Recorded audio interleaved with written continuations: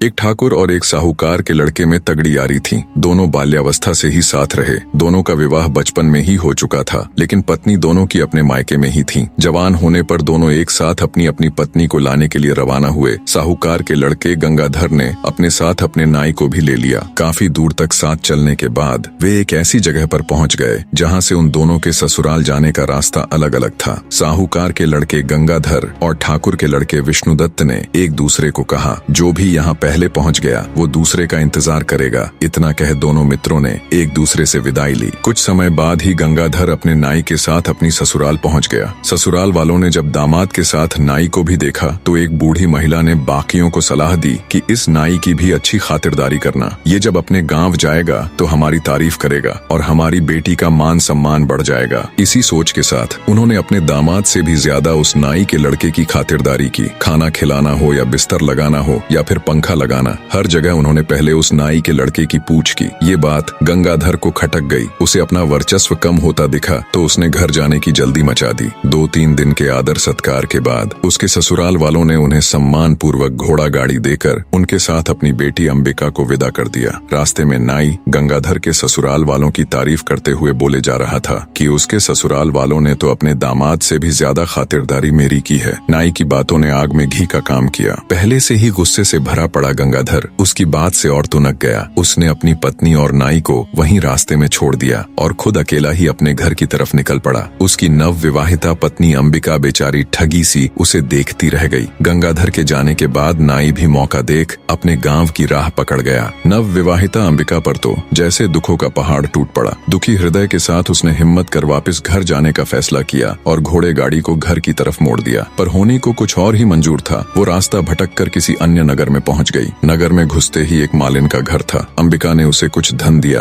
और कुछ दिनों तक उसके साथ रहने के लिए उसे मना लिया। अंबिका मालिन के साथ उसके घर पर ही रहने लगी। वो मालिन वहाँ के राजा को फूलों की माला बनाकर पहुँचाया करती। अब अंबिका भी इस काम में उसकी मदद करने लगी। मालिन बगीचे से फूल चुन चुन कर लाती और अंबिका उनसे बहुत ही सुंदर और अलग तरह की मालाएं और गुलदस्ते बना देती, जिन्हें मालिन राजमहल तक पहुँचा देती। एक दिन राजा ने मालिन से पूछा कि आजकल तुम बहुत सुंदर और मनमोहक कारीगरी के गुलदस्ते और मालाएं बना बना कर लाती हो। इतनी सुंदर कारीगरी तो तुम नहीं कर सकती, तो ये गुलदस्ते और मालाएं कौन बनाता है? मालिन बोली कि महाराज, मेरे घर पर कुछ दिनों से एक स्त्री आकर ठहरी हुई है। वह बहुत ही गुणवान है। वही रोज इतने सुंदर गुलदस्ते और मालाएं बनाती है। मालिन की बात सुन राजा ने मन ही मन सोचा, जो इतनी सुंदर मालाएं और गुलदस्ते बनाती हैं, वो खुद कितनी सुंदर होगी। ये बात मन में आते ही उसके अंदर वासना का खोट पैदा हो गया। बने रहे